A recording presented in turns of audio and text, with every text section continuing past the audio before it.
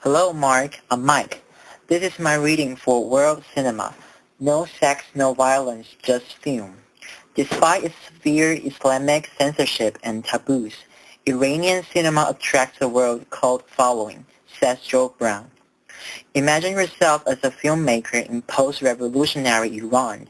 Instead of shooting at Universal Studios, the venue for your creative labors is called the Studio of the Voice and a portrait of the Islamic Revolution of Iran. Perhaps your cameras are on location in the streets. Your film project has already jumped 3 censorship hurdles imposed by government agencies: synopsis approval, script approval, and cast and crew approval. Now all that is left is to make the film, get the government's final thumbs up, and to be given an exhibition license. But you cannot relax for one moment. Your leading lady, should you have one, must not be a seductive beauty, nor must there be any physical contact between male and female. Even if the characters are man and wife or brother and sister, no violence naturally, nor can any character burst into song. To the West, it may seem almost inconceivable that great and entertaining films could emerge from such restrictions, all put in place at different times since Iran's Islamic Revolution. Yet each year a miracle happens. Iran's films are regularly invited to festivals, win prizes including the Palme d'Or at Cannes, and have become a cult among cinema aficionados. To understand this remarkable phenomenon, we must backtrack to the heights of the Islamic Revolution in 1978 to 1979. 180 cinemas around the country were burned out during the revolution, testament to the way films had come to be seen as part of a deposed Shah's Western leanings. Filmmakers set out into the new era timidly, afraid of treading on toes and risking punishment. Sticking areas such as religion were best avoided altogether. Women, too, were for a time thought too hot to handle, but children seemed safe and cheap too. Yet there was much more than expediency involved. Making films about youngsters growing pains was an ideal way to do your bit for the society rebuilding itself around Muslim values. Visually, such films tend to be as decorous and simple as their characters, far removed from Hollywood's bedlam, and the West loves them for it. When Iranian films first broke through internationally in the late 60s, they seemed just one brand of exotica among many. Now they appear unique films on a human scale. They refresh our jaded eyes. Not that all Iranian cinema is classy enough to reach the West cinema festivals and art houses. They make their growth like everyone else, and a chasm sometimes exists between films aimed at local audiences and those obviously prepared to charm outsiders. The best has the potential to please both camps, such as The Apple, about 2 teenage daughters kept ritual prisoners by their father, and Paranoia can still rise up among government bodies. One part of the Apso film, Tales of Kish, was withdrawn from the Fajr Film Festival, Iran's international showcase, because the 13-year-old heroine showed too much hair under her scarf. Despite hints at thawing attitudes, and the Iranian film that supinely apes Western ways is nowhere in sight. For all the chafing at individual restrictions, that must be a sign of artistic health. And now I'm going to read another article. Iran reportedly sentences film actress to 90 lashes. An Iranian court has sentenced an Iranian actress to 1 year in jail and 90 lashes related to her role in an Australian-made film portraying social alienation, artistic repression, and drug use in Iran. According to an Iranian opposition, in an outcome that could have been lifted from the pages of the movie's script, My Tehran for Sale, the film's lead actress Marzil Vahamurher was arrested in July and received her sentence at the weekend. According to reports quoting Iranian opposition website Kalaman.com, the Sydney Morning Herald reported. In the 2009 film, Wafa Meher portrays a Tehran actress whose theater work is banned by the authorities and is thus driven to Tehran's cultural underground. Ultimately, she contemplates whether to leave Iran for exile abroad. Wafa Meher often appears with a shaved head and no headscarf in the film, which also explores cultural oppression in Iran and taboos such as drug use. The paper said Meher's attorney has reportedly appealed the sentence, which was handed down on Saturday. Technically, she was accused of participating in a film whose shooting did not have the required permits. However, both the film's director and the actress-filmmaker's husband, Nasser Tafai, said the charge is baseless. The accusations against Marzia have no grounds. Rina Mousavi, the Melbourne-based Iranian-Australian director of the film, said in a statement Tuesday. The AP reported, all the documentation has been provided to the Iranian court to show that permits were in place for the production of the film. Australian Foreign Minister Kevin Rudd also expressed concern about the sentence Tuesday.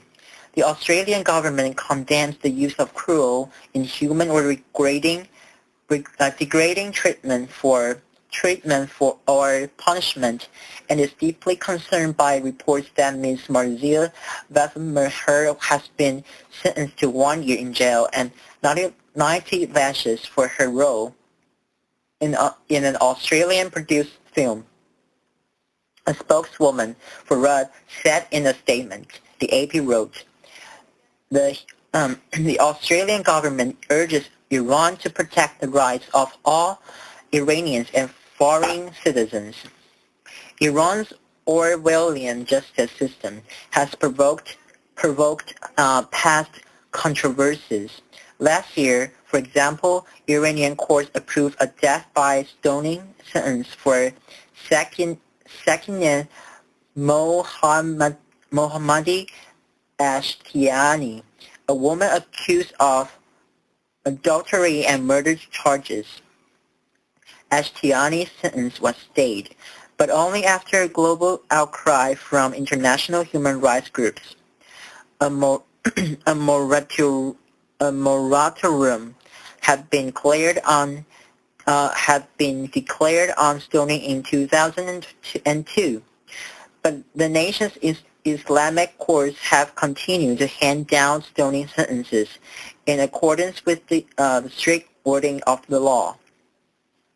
On Tuesday, Iran President Harmon Ahmadinejad took to his website to criticize a flogging punishment handed down to students who had criticized him. When high-profile figures freely insult the government, I disapprove that a youth is flogged for insulting me. Ahmadinejad wrote at his presidential website, the Associated Press reported. Lashing sentences are not unheard of in the region. Last month, the Saudi king reportedly overturned a lashing sentence handed down to a Saudi woman who had been arrested for driving. And now I'm going to read another article. Egypt's most popular comedian, Adel Imam, guilty of insulting Islam. Adel Imam. The verdict of a popular Egyptian comedian convicted of offending Islam has been upheld by a Cairo court, raising fears among Egyptian liberals and secularists about the Islamic tide rising since the downfall of former President Hosni Mubarak last year. Iman, one of the Arab world's most famous actors, was first convicted in February of contempt of religion, illegal under Egypt's penal code, and appealed. The case was brought against him by an ultra-conservative Islamist lawyer named Esram Hamsour for the 3 films Imam made in the early to mid-1990s. The titles are The Terrorist, Morgan and Ahmed Morgan, and Terrorism and Kebab. Imam 71 played a fundamentalist terrorist in the first and a corrupt businessman in the third. Mansour accused Iman of blasphemous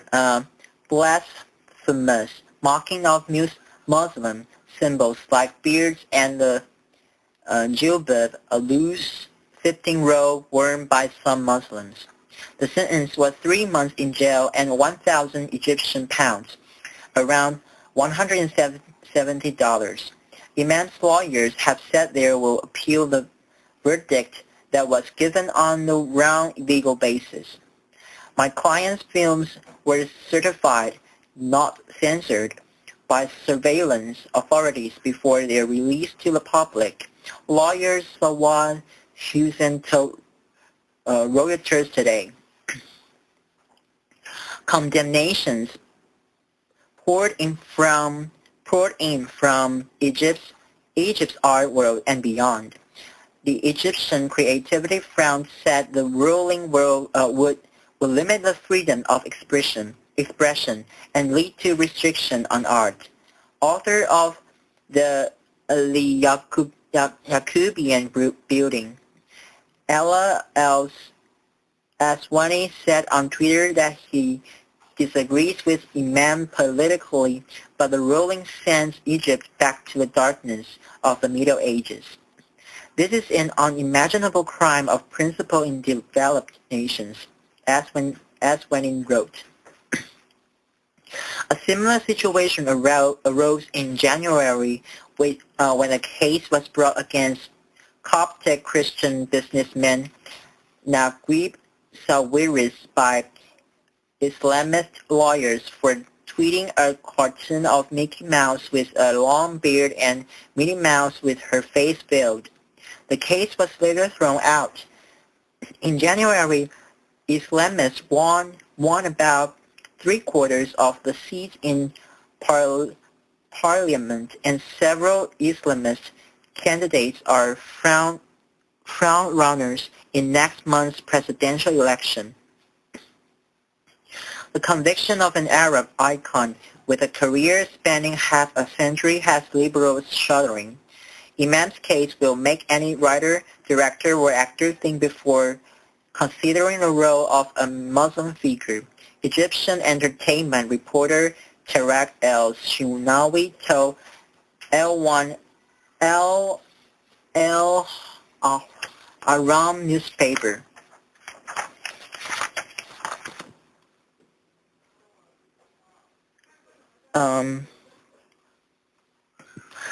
India's love affair with Shilpa Shetty has gone up in flames after public embrace with Richard Gere.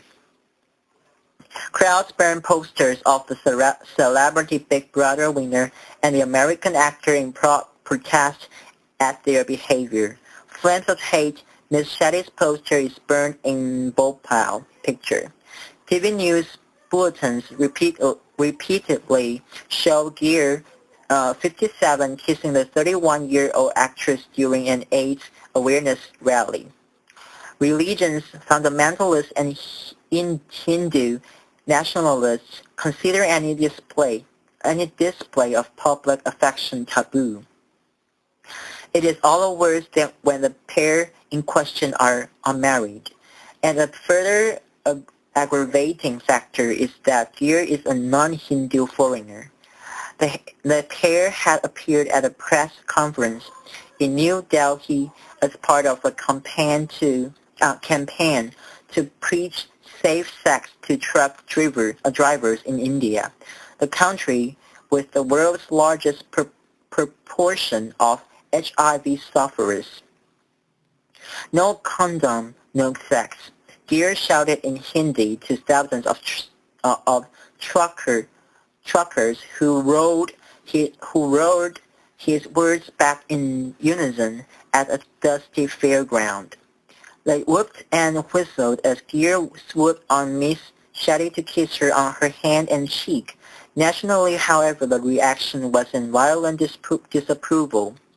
In Mumbai, where she was filming, Miss Shetty said the reaction to the kiss made India look regressive.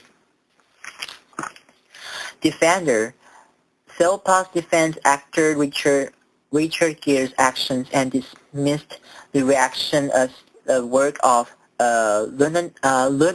lunatic fringe. In a live interview from Mumbai with GNTV's Penny Smith, the Bollywood star defended actor Richard Gere for kissing her repeatedly and said, "Oh my God, so much has been blown out of proportion." Shetty told GNTV presenter Penny Smith, "I think too much has been made out of something that was really quite unimportant." She was trying to strike his dance pose from Shall We Dance, his previous movie, and he kind of, just bent over me and he kissed me on the cheeks. I mean, that was it. Then they kept playing and replaying it on the channels, and people didn't even know why we were there. And that kind of saddened me and infuriated me. People never even talk about the issues. She said she held a press conference in India after the protest took place to explain what happened, and she claimed the sensible media now realized what they had done. When asked by Smith if she was worried, Shetty said she was more concerned for Gere because he's someone who doesn't belong to my country, and she hoped the Indian public would respect the work she has done there for HIV and AIDS. She added, "We must stand up and appreciate that and not digress from the main issue." And now I'm going to answer the question. Questions in the first article in the discussion parts. And there are 8 questions. And for question number 1, what are the strengths of Iranian films compared to ones from Hollywood? I think because Iranian films are decorous and simple.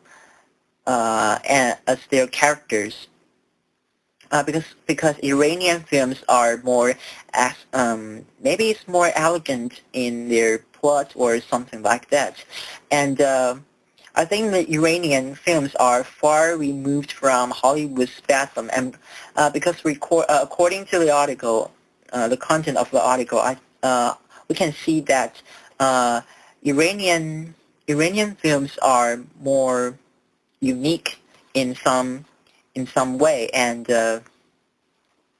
that Iranian films are unique films and on a human scale, and that kind of films can refresh our jaded eyes. Maybe because we are most of us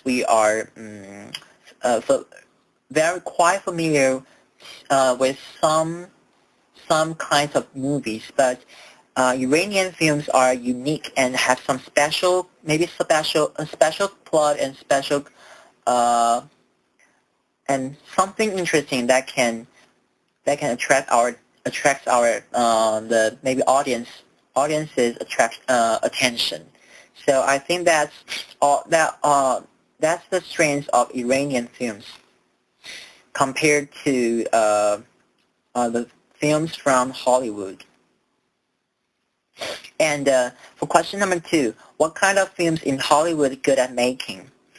I think Hollywood films are because Hollywood is good at making some exciting films with exciting scenes, and the audiences can be excited by the film. And I think audiences like to see Hollywood films because Hollywood films are action movies, and the plot of the films are intriguing and fascinating to maybe perhaps to the audience is more exciting than other kinds of films. And Hollywood, I think Hollywood is good at making some animation movie, and it's very interesting and appealing to children maybe, and of course we are attracted by them. So and besides, I think because the plot of the movie maybe is more nervous, and that the audiences be that the audiences be on the edge of the seat. It's very interesting, and it's very nervous and very exciting, and maybe there's there are lots of tension in the plot, and that can make them and the films really make nervous atmosphere in the theater. I think that's that kind of films are Hollywood good at making. And for question number 3, what kind of films are made in your own country? Are they successful? Why or why not? I think in Taiwan, romantic films are more successful than other kinds of films because romantic films have attractive plot, and that can really draw audiences' attention. And the undoubtedly, romantic movie includes the love story, and a love story that can make the audiences shed tears, or and I think audiences or we really like to see that kind of movies because that's very emotional, and we like to be emotional maybe when seeing movie. And I think some kinds of movies in Taiwan that can describe our daily life and have include some interesting topic maybe. And I think because it describes the daily life, our daily life in Taiwan, and it includes the Taiwanese culture. So I think because we are familiar with it, so maybe that kind of plots can strike a chord with us more. So I think these kinds of movies are more successful, and because their plots and maybe the characters or movie stars are more appealing maybe, and I think that's the reasons, and these are the more successful kinds of films, and so for question number 4, do you prefer films produced in your country or in Hollywood? Why? I think I prefer Taiwanese film because as I because as far as I'm concerned, I'm familiar with the culture, the Taiwanese culture, and it can strike chords with me more. And I can see more movie stars I know and I can recognize. And because I'm more familiar with the movie star and in Taiwan and the Taiwanese culture. And but I think, however, Hollywood is good as well. Hollywood films is good. Since I can see American culture in there, and I can, and so therefore I can expand my horizon, and also I'm interested in American culture, so I think maybe I will willing to sometimes I'm willing to see American movies, Hollywood films, yeah. And for question number 5, do you think Hollywood has too much power? If so, how can that be changed? I think because Hollywood film maybe dominates the movie market, and people tend to be attracted to Hollywood film, and Hollywood film gains popularity gradually, and I think it becomes a trend. Maybe it's a fashion, or it's a fashionable trend maybe, and I think maybe it can be changed by if people can try to see other kinds of movie produced in other country. Uh, I think people maybe they can learn to appreciate different kinds of movies, and because other kinds of movies produced in other countries maybe because other countries have their unique special culture. So I think people we can try to uh, see that kind of movie and to appreciate that. Okay. And I think maybe that by doing this, the Hollywood film may not have so much power and dominate the movie market. And for question number 6, how have films changed over the last 20 years? How do you think that is? I think